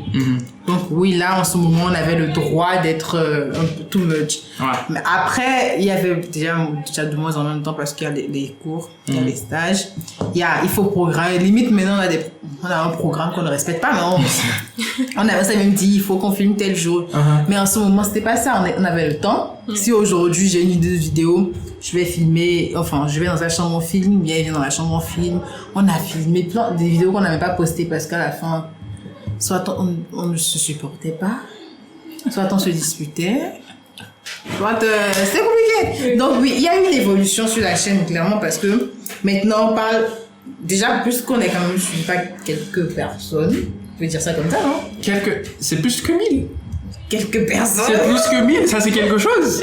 Donc, il y a des questions qui reviennent. Et on a remarqué que les gens sont intéressés aussi par le fait qu'on soit étudiant en médecine aussi.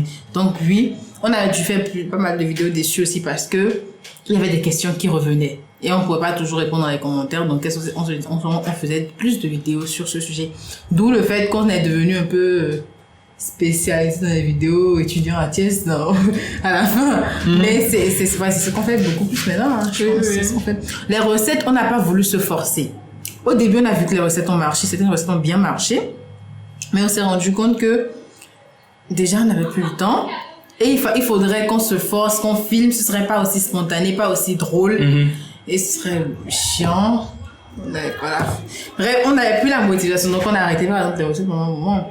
On en fait, mais c'est plus trop ça. Mais bon, quand même, on essaie d'aller un peu en fonction de notre humeur, de ce qu'on veut, de ce qu'on veut pas. On peut filmer à la fin, se dire, c'est ça, il y a trop de trucs là, donc on ne poste pas.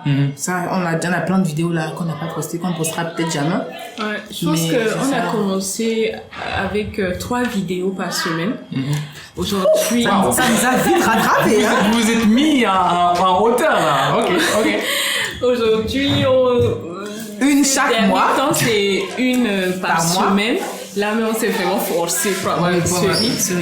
Mais on a eu 6 mois. On n'a même pas posté quelque chose. En fait, c'était des hauts et des bas comme ça. Et voilà, comme Melvin le disait, c'est parce qu'au début, on avait vraiment le temps. Donc, c'est pas toujours évident parce que tu veux bien faire des vidéos avec des amis, mais est-ce que tes amis ont envie de sortir des vidéos? Oui, en fait, c'est vrai qu'on a compris là, à ce moment, que c'est pas tout le monde qui a envie d'être sur YouTube. Ça, on a vite compris. Je pense que ça a été un choc. Non, moi je l'ai toujours là, hein, genre vraiment, c'est resté là. Ça a été un choc, mais aussi en même temps, finalement, on l'a accepté, mais ça a pris du temps. Ça a pris du temps parce qu'on se disait, vas-y, est-ce que c'est un interdit? Est-ce que c'est quelque chose qui doit pas se faire? Est-ce que c'est nous qui faisons mal? Voilà, c'est nous qui faisons mal. Enfin, on s'est posé beaucoup de questions. Ouais. Et après, on s'est dit, bon, on kiffe quoi. On fait ce qu'on aime. Maintenant, si les autres veulent dire, ils disent, la personne qui veut apparaître sur la chaîne apparaîtra sur la chaîne. La personne qui ne veut pas apparaître sur la chaîne, on va s'arranger parce qu'il y a eu une vidéo comme ça où on a filmé avec des personnes. Et finalement, il y a eu des retours qui n'étaient pas positifs. Pourtant, franchement, je pense que ce qui nous a plus découragés dans cette affaire. C'était juste un ethnicity tag. Je sais pas si tu connais. On avait essayé de faire ça avec des amis. Il y avait un groupe de Tchadiens, un groupe de Béninois. Et puis après, c'est la vidéo de notre chaîne, ça va bavardé au Tchad carrément. Oui, ça a eu des problèmes ça fait des problèmes chez elle, donc on nous a appelé. Il faut supprimer de privatiser la vidéo. Donc c'était un peu des hauts et des bas comme ça. C'était une déception parce que c'était 2 vidéos. La suite devait sortir. C'était 1 heure de vidéo. Enfin, c'était plusieurs heures que j'ai réduit en 1 heure. On a fait 2 parties, partie 1, partie 2. Tu postes une vidéo que tu as montée pendant des heures. Et on te dit, il faut que tu supprimes. C'est vrai que jusqu'à aujourd'hui, moi, j'ai toujours pas fait je lui ai dit, je ne ferai plus d'ethnicity tag. Elle l'a fait. Radical comme ça. Elle l'a fait, moi, j'ai pas fait. Parce que je me suis dit, ah ouais, c'est bon, courage. Donc, c'est ça le problème. C'est vraiment les petites difficultés qu'on a rencontrées. Le fait que, parfois, on a des idées de vidéos, hein, mais parfois, tu as besoin de faire des vidéos avec des gens parce qu'à un moment donné, un de ces peut-être rencontres. Mais il faut bien choisir les personnes parce que la personne peut te dire oui, filmer, et demain te dire, ah, je ne veux pas que tu postes. Ou la personne même peut vouloir, et peut-être les parents ne sont pas d'accord pour qu'ils sortent sur Internet. Ou carrément, la personne peut te dire clairement, moi, je ne peux pas sortir sur YouTube. Ou moi... Donc, ouais, c'est un peu chiant. C'est intéressant parce que pour moi, quand j'ai commencé, je m'en foutais de ce que les gens me disaient. Si je filme et tu es dans mon vidéo, même si tu me dis d'arrêter, je ne veux pas arrêter. Ok. Parce que regarde, généralement, surtout quand j'ai eu cette caméra, c'est comme si les gens savaient que je filmais. Ouais, c'était moi. Quand j'ai la caméra en haut aussi en train de parler, les gens savent qu'il est en train de filmer quelque chose. On sait pas ce que c'est, mais généralement. Et puis aux États-Unis, c'est comme ça. Hein. Quand quelqu'un filme, surtout dans un endroit public, tu ne peux rien dire. Si je venais, je mettais la caméra dans ta face. Ouais, là tu peux parler. Là c'est un peu plus. Mais si je suis en train de marcher, je suis en train de regarder des choses, je me filme en même temps. Il y a pas de souci. Tu peux parler autant que tu veux. C'est ma vidéo. Rien ne va se passer. Maintenant, le contexte des amis. C'est vrai que j'ai dû être un peu plus prudent avec ça parce que il y a une responsabilité pour l'espace personnel des gens. Voilà. Pas tout le monde aime quand il y a une caméra devant eux ou derrière eux ou même dans leur entourage. Dans l'entourage. Et c'est quelque chose que j'ai eu la chance que je n'ai pas trop vécu. Par exemple, le vidéo que j'ai fait de la retraite, il a demandé la permission à personne. Oui, j'ai remarqué.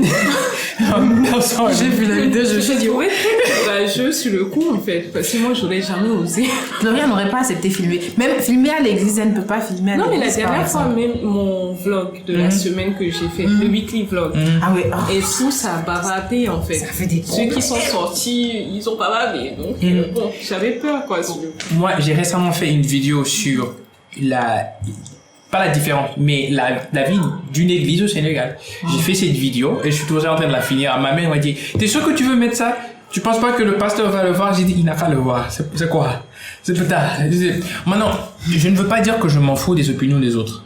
Mais, et aussi, je sais que je devais demander la permission pour pouvoir filmer une église.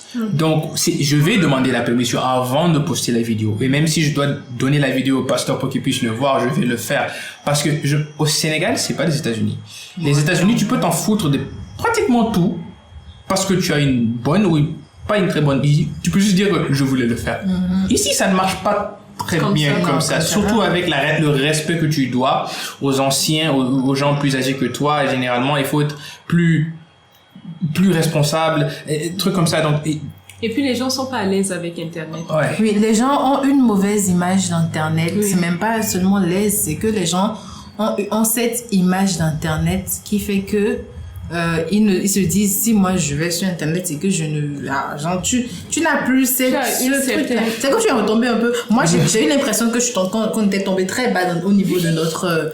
truc là qu'on a commencé YouTube parce qu'on dit mais vous êtes médecin parce que c'était ça le sujet, c'est un médecin, qu'est-ce qu'un médecin fait sur YouTube? Un médecin n'est pas censé s'asseoir sur YouTube et puis bavarder, rigoler. Il faut faire attention à ce qu'on dit. Nous on n'était pas du genre à trop faire. Moi j'étais pas. Gloria, elle fait attention à ce qu'elle dit mais dans la mesure du raisonnable. Moi je fais pas très attention, donc parfois elle est un peu obligée de me dire mais on n'était pas un peu de là filtrer ce qu'on doit dire et tout ça, mais c'est pas quelque chose qui plaît aux gens en général parce que à Internet c'est pas, on n'a pas encore cette ouverture d'esprit là au maximum je pense en que Afrique, ça même je dirais l'avantage au States, genre Internet c'est rien quoi, c'est ça, tout le monde ici franchement il y a encore cette barrière là très forte. Cette ouverture d'esprit là n'est pas encore bien en Afrique, bien installée en Afrique, bien recevée. Je marque ça aussi quand je fais des vlogs en ville. Beaucoup de gens pensent que je suis journaliste et parfois même je dis oui, je suis journaliste parce que ils vont genre pas m'arrêter, ils vont pas me poser des questions, ils vont ou bien ils vont vouloir être dans le vlog, dans le clip que je fais. Et je me rappelle une fois, j'étais parti prendre des photos. Donc c'est pas des vidéos, j'étais parti prendre des photos. Et j'ai même mis ça sur Instagram. J'étais en train de prendre des photos d'un endroit. Il y avait un bus devant moi. Je ne prenais pas la photo du bus, mais il y avait un bus devant moi. Puis il y a un gars qui m'a vu. Et je l'ai vu, mais je l'ai ignoré. Et j'ai continué à parler. Je l'ai ignoré et j'ai continué à faire ce que j'ai fait. Maintenant, le gars qui était à côté de moi a vu que la personne là m'a vu. Donc il m'a dit, hey, le personne là t'appelle.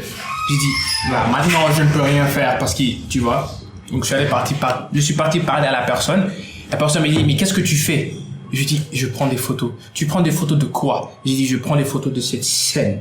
Il dit, tu ne peux pas prendre une photo de ce bus. Je dis, ok, d'accord, je supprime la photo parce que je ne veux pas avoir de problème avec la personne. Je supprime la photo, le bus part. Moi, je continue à faire mon truc. Le gars a arrêté le bus.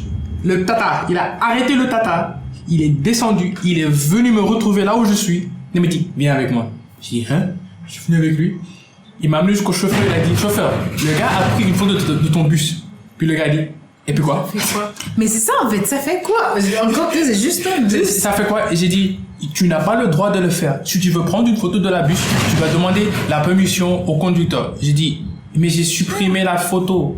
Il est plus là, j'ai supprimé la photo. Je comprends, je m'excuse.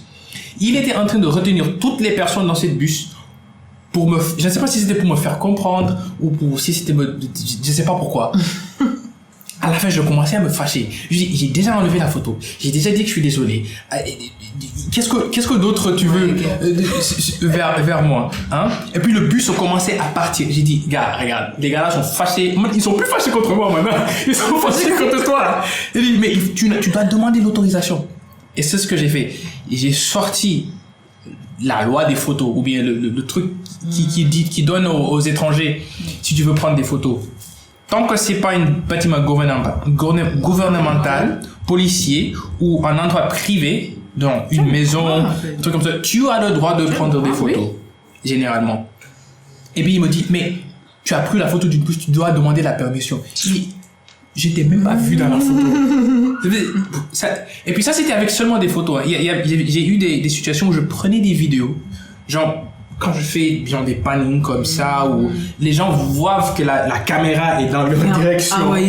Ils m'auraient dit, hey, ne me prends pas en vidéo. J'ai dit, ok, d'accord, j'étais déjà pris, mais c'est pas grave. Ok, d'accord. Ouais, je pense que c'est aussi parce que tu as une caméra, du coup, oui. Direct. Quand nous on filme avec le téléphone, il n'y a pas trop de... Oui. Juste quand tu es dehors et que tu es en mode... Ah ouais, là, c'est un peu... On te regarde en mode... Qu'est-ce que ça... En fait, ça confirme tellement ce qu'on disait, genre, par rapport à... Ils ne sont pas encore ouverts d'esprit à ce point. Non. Ils sont pas... Nous, on n'est pas encore en mesure, par exemple, de faire des vidéos dans la rue. Non, moi, je suis pas sereine. On n'est pas encore à ce niveau-là. Là, même, tu es très courageux. On n'est pas encore à ce niveau. On fait des vidéos dans le champ et puis c'est tout. Ouais. On n'est pas encore à faire des vidéos. Même au champ, on a voulu filmer plusieurs fois. Oh. Oui, moi aussi, j'ai filmé à Auchan. Mais j'ai filmé seulement assez juste que les gars ont venu me trouver. Ils me disent, tu fais quoi? Je dis, je filme. Tu filmes quoi? Je dis, je filme ça, truc, je suis en train de... Tu n'as pas le droit de faire ça. Qui t'a demandé l'autorisation? Oh, j'ai dit, pardon, je ferme la caméra. J'ai déjà filmé, j'ai déjà fait ce que j'avais fait. C'est même là, mais on doit filmer l'UFR, mais Gloria, elle est comme ça, elle stresse. Elle veut qu'on aille demander l'autorisation. Moi, je dis, on n'a pas d'autorisation à demander. On fait une université où on va à l'école. Rien d'extraordinaire. Donc, c'est vrai que c'est compliqué. Moi, j'ai rien demandé. Donc. Ouais. En tout cas, les vidéos que moi j'ai fait au début, c'était vraiment pour montrer. J'ai essayé de montrer la vie au Sénégal aussi normale que possible. Mais le fait est que j'ai vécu dans un autre pays pendant 4 ans. C'était très difficile de changer le... Bon, si tu voyais la vidéo, tu allais dire que le gars là n'est pas sénégalais. Ou bien le gars là vient de quelque part d'autre. Mais j'ai vécu ici, mais genre, j'ai pas, donc, au fur et à mesure, mes vlogs étaient en train de changer de route petit à petit. Et donc, est-ce que c'est quelque chose que vous voudriez faire plus? Pouvoir filmer dans les rues, être plus confortable? Ça, au début, on devait même faire le vlog, genre, faire visiter Thiès. On a même commencé entre-temps. Oui. On avait filmé, mais on n'avait pas fini parce que... En fait, par exemple, on était à la manufacture. Voilà, on devait aller confinement, filmer, il disait que c'était fermé. Mais bref, il y avait des sites qui des petits étaient trucs. fermés. Mais sinon, on avait voulu faire ça genre il y a 2 ans déjà, non? Oui. 2 ans. Mais on n'a toujours pas fait. Je sais pas si on va Oui, en fait, on veut bien le faire. On aimerait vraiment. Bon, pour le moment, c'est un peu compliqué parce qu'on n'a pas trop de matériel. Oui, aussi. Oh ouais, ça c'est une autre question. Les matériels, les logiciels, les trucs de YouTube là. C'est important? Non. Oui. Non. Oh. Oui et non. Non, c'est pas. Est-ce que le matériel est si important que ça? Bon, si tu as la possibilité de te filmer, nous, c'est avec le temps, par exemple, on a acheté une ring light. Et ça, c'était cette année. Mais avant ça, on filmait. Il fallait juste qu'on trouve assez de lumière. Et nos vidéos n'étaient pas si quali parce qu'on filmait avec mon ancien téléphone. La qualité n'était pas extraordinaire. Mais en fait, nous, en tout cas, en ce moment-là, c'était pas. Voilà, c'est avec le temps qu'on s'est dit, on veut avoir une très bonne qualité de vidéo. Pour le moment, on n'y est pas encore. Mais c'est vraiment avec le temps qu'on s'est dit ça. Sinon, au début, sincèrement, on est parti comme ça. On a commencé à monter. Bon, là, par exemple, pour le montage, on était obligé de monter. Du coup, il fallait trouver un logiciel. On voulait commencer avec les logiciels classiques, mais on n'avait pas envie d'avoir nos vidéos, en bas de nos vidéos, le nom du logiciel. Donc ça a été un peu compliqué. On avait fait Filmora. On a craqué Filmora. On va se dire, on n'a pas payé, on a craqué Filmora. Et on a fait. C'était magnifique. Oh wow. Donc, d'accord. Donc voilà, on n'a pas besoin du. Enfin, en tout cas, pour faire des vidéos, tu n'as pas besoin personnellement, de tout le matériel. Je pense qu'on n'en a pas forcément besoin, mais c'est important. Voilà. Dans le sens de la qualité des vidéos, en fait. De plus en plus, je me rends compte qu'il faut une bonne qualité des vidéos. Et ça, c'est ce qui manquait à nos vidéos au départ. La luminosité n'y était pas forcément. Le montage, c'était le montage encore ça. Oui, c'est au fur et à mesure, c'est un peu amélioré, mais jusqu'aujourd'hui même. Maintenant, c'est compliqué parce qu'on a arrêté, par exemple, pendant les 6 mois, on a arrêté de filmer. On n'a pas monté. Du coup, quand tu recommences à monter, tu perds la main, en fait. Et puis, on est devenu un peu trop perfectionniste avec le temps. Oui. C'est que maintenant, on veut des montages. Ouais, des fois, je voulais un montage de fou. J'ai fait un truc, j'ai floppé complètement. J'ai fait un truc qui n'avait rien à voir avec ce que j'avais en tête. Mais vraiment, ce que j'avais en tête, c'était vraiment un truc très, très beau. On n'a pas encore la main pour ça aussi. Et puis, moi, je pense aussi qu'en tant que débutant youtubeur, c'est important d'être tolérant. Oui, il faut être tolérant. Oui. Genre, ne pas vouloir ça alors que tu es juste là et que tu as juste un téléphone. Tu filmes avec un téléphone et une ring light. C'est pas possible. Tu vois, donc je me dis au fur et à mesure, on va s'améliorer, on va essayer. Avant, on posait même le téléphone sur des livres comme ça. Je me rappelle, on superposait les livres, on mettait le téléphone, on essayait et puis on filmait. On faisait n'importe quoi, juste pour avoir la vidéo. C'est important, mais c'est pas indispensable. C'est pas indispensable. Ouais. Je pense que je suis en accord avec ça. C'est important, mais c'est pas quelque chose de nécessaire. Par exemple, moi, j'étais dans une position où je pouvais garder de l'argent pour acheter cette caméra. Je me disais, je ne vais pas commencer avec mon portable. J'avais un iPhone au début là-bas. Je ne voulais pas commencer avec mon portable. C'était genre une mentalité. Je voulais changer ma mentalité quand j'ai eu la caméra. Parce que quand je bosse, quand je truc comme ça, et puis j'achète ça et je ne fais rien avec, c'est là de garder la poussière. Ça fait mal. Parce que le temps que j'ai pris pour garder ça, tu sais, ce que je pouvais, combien de mois de loyer je pouvais payer avec ça, ou bien du poulet que je pouvais manger avec ça, je sais. Tu vois, donc pour moi c'est comme si j'ai investi une grande partie de ma vie pour pouvoir créer des vidéos de bonne qualité que j'aimais pour mettre ça sur YouTube. C'est vrai que jusqu'à là maintenant, quand je vois ma chaîne, je me dis que j'ai pas assez fait. Je pouvais faire mieux. Tu vois, parce que je vois des gens qui ont seulement des portables, qui peuvent faire mieux que moi. Et moi, j'ai un appareil qui est fait pour ça. Mais quand ça vient à la passion, t'as pas besoin de ça. T'as seulement besoin de ton portable et le soleil et une histoire, généralement. Mais j'ai des amis qui me disent, comment tu as commencé YouTube? J'ai dit, j'ai déjà expliqué l'histoire pourquoi j'ai commencé YouTube. J'aurais expliqué cette histoire. Oh oui, d'accord. Donc tu as commencé avec une caméra. J'ai dit oui. Donc je dois attendre. J'ai dit non, tu as un portable. Tu finis. Tu commences. Commencerai. Je pense que même Chelsea voulait commencer un YouTube, mais elle a dit que son portable n'est pas assez performant mais ça peut enregistrer des vidéos. Et puis c'est pas une mauvaise chose, mais il faut savoir que si tu ne commences pas, bah tu vas jamais commencer. C'est ça. En fait. C'est sûr. Et puis surtout, comme vous avez dit, c'est quelque chose que toujours en train d'apprendre, surtout les montages.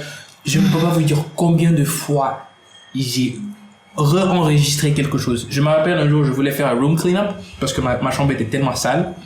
J'ai mis la caméra en haut ici, j'ai mis ça sous mon lit. J'avais fait tellement de trucs pour avoir des angles différents. Et puis quand je regarde des trucs, je me dis c'est pas bon. J'ai tout effacé, j'ai tout refait. Wow. Tu vois, et ça c'est je sais pas, ça c'est la passion. Tu vois, ça c'est clairement la passion parce que moi, moi je supprime et on va dormir. On laisse tomber. C'est bien, on n'est pas obligé. C'est bon la vie là. C'est ça. Et puis quand tu veux encourager les gens, je leur dis, faut faire attention. Parce que tu peux faire 1 ou 2, 3 vidéos, c'est cool. Maintenant, la 4e vidéo là, ça fait... Surtout quand tu te dis que tu dois mettre 3 vidéos par semaine. C'est ça qui m'a... Parce que j'ai fait la même chose, c'est ça qui m'a tué. Quand j'ai dit que j'allais mettre 3 vidéos par semaine, le premier jour pour enregistrer, j'ai dit, je vais faire ça demain. C'est ça le problème. Et puis là, maintenant, je me stresse même pas. Tu vois, je me lève le matin, je dis, ça serait une bonne idée. Je prends mon logiciel, j'écris mon idée. Je dis, je veux faire ceci, je vais faire cela. Je ferme, je vais pas faire mon truc. Je reviens, j'ai une autre idée, Maintenant, quand je pense que c'est un peu complet, je commence à filmer. Et puis, généralement, maintenant, ça peut me prendre 1 semaine pour avoir une vidéo de 10 à 12 minutes. Et puis là, je suis en train de travailler sur une série qui est en train de documenter mon histoire de repartir aux États-Unis parce que c'est très compliqué. Et je suis extrêmement patient. Tu vois, j'ai des idées, mais je dis, ferme-toi, arrête, focalise, concentre-toi sur ce projet. C'est pourquoi j'ai décidé de faire les podcasts parce que c'est simple. Tout ce que j'ai à faire, c'est de mettre ça, de couper les petits trucs, machin chose, mettre l'audio, mettre ça sur l'internet. C'est 1 heure, donc quelqu'un peut mettre ça dans ses oreilles, écouter, s'il veut pas, c'est pas la peine, mais ça donne quelque chose à les gens pour regarder. Mais je pense que pour moi, la chose la plus difficile en commençant YouTube, c'était de continuer à faire ce que j'aimais. Parce que quand tu regardes des gens qui sont grands, tu veux faire comme eux pour être grand comme eux. Mais ce que j'ai remarqué, c'est que les YouTubeurs là qui sont devenus grands là au début, ils ont voulu continuer sur cette même vague. Je veux devenir grand, 3 mois plus tard. Désolé les gars, j'en peux plus. Tu vois, beaucoup abandonnent. Donc moi je suis content que mes vidéos sont pas populaires, qu'ils sont pas gigantesques pour le moment. Peut-être je vais sortir 100 vidéos et puis la 101e peut commencer à démarrer. Exactement. Et puis je serai content. Tu vois. Et puis aussi, je me base pas trop sur les statistiques.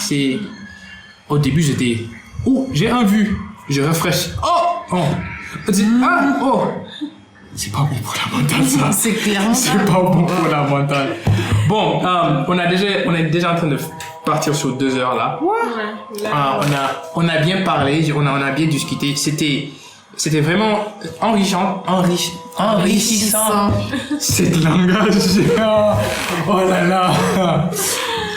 Le français comme oui, de parler de l'éducation, des différents, des situations que vous avez vécues en vivant ici. Et aussi de parler en tant que YouTuber aussi, ou en tant que créateur. Parce que quand tu fais la YouTube, tu es créateur et je pense que c'est important les petites gens comme nous de pouvoir s'en parler. Parce que pas tout le monde veut parler de ce que tu as enregistré et puis supprimer. Après, ils vont pas comprendre, généralement. Donc, c'est nice d'avoir une conversation comme ça. Je compte faire encore plus. Si vous voulez revenir, vous êtes libre. Si vous avez d'autres sujets. bien sûr. Mais ça c'est Gloria, encore une dernière fois. Puis ça c'est Melville. Moi c'est Jo. Ça c'est le podcast. J'ai même pas encore donné de titre à ce podcast. Tu vas y réfléchir. Je vais y réfléchir. Parce que c'est allé dans tous les sens. Dans tous les sens. Alors là. Oui. Mais même le podcast ça n'a pas de nom. Ça n'a pas de... Généralement un podcast. Oui, c'est un nom. Mais... Comme le... Non, le nom podcast. Oh, d'accord. C'est juste un parapluie. Maintenant, pour les épisodes qui vont sortir, généralement, c'est comme une radio. Oui, chaque épisode va avoir... Ouais, donc un thème. j'en ai pas. Attends, vous avez quelque chose à dire? Je sais pas. Vous pouvez... Bon, c'est un nouveau concept aussi pour nous, quand même. Oui, parce qu'on a jamais expérimenté ça. Hein. Oui, oui. Mais franchement, j'ai beaucoup aimé. C'était Oui, vraiment c'était bien. sympa. Yeah. Ça passe de biscuits. Ouais, merci pour les goûter. On a fait c'était pas- aussi la pub de Précia. De Fracha, donc franchement, si à un moment donné, vous vous dites, mais Bon, il faut encourager, hein. donc voilà. C'est notre coca du Sénégal. Ouais, nice. Ouais, donc merci beaucoup à vous deux et je vous verrai à la prochaine épisode. Je sais pas quand. Merci, bye.